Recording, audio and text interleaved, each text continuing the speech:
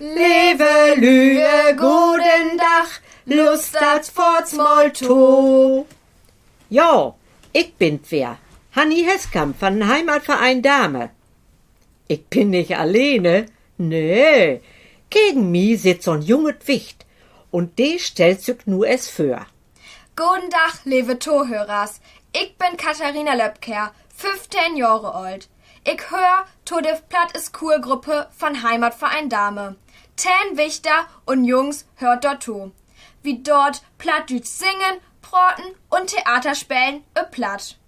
Jo, und nu hör i von eine Geschichte, die Heinz Wolbers von die Theatergruppe von Heimatverein Dame Sims schreven hef.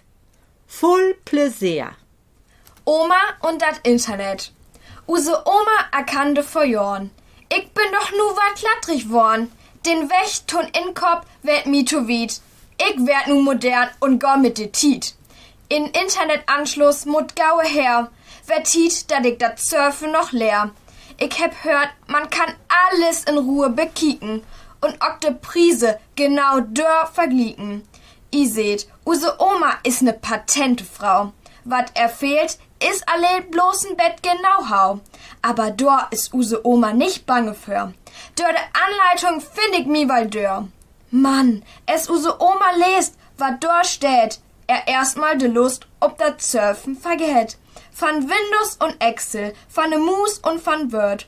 Dor ha use Oma noch neut wat von hört. Dor steht wat von Flatrate und ook von High Speed.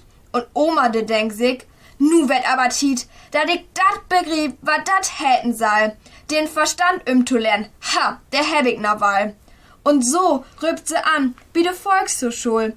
Und nu sitzt sie für'n PC ob'n Nähmützgen Stuhl. Jeden Montag 7:45 geht sie noch de Schule. Wecker hat dat doch dacht. Und dat Lernen mag erst so viel Pläsier. Sie mag noch nen Kursus und dann noch ein mehr. Sie will alles wetten. Und wo hätt dat doch lieg? Oma, der is nu ein Computerfreak. Besten Dank für Tolus dann.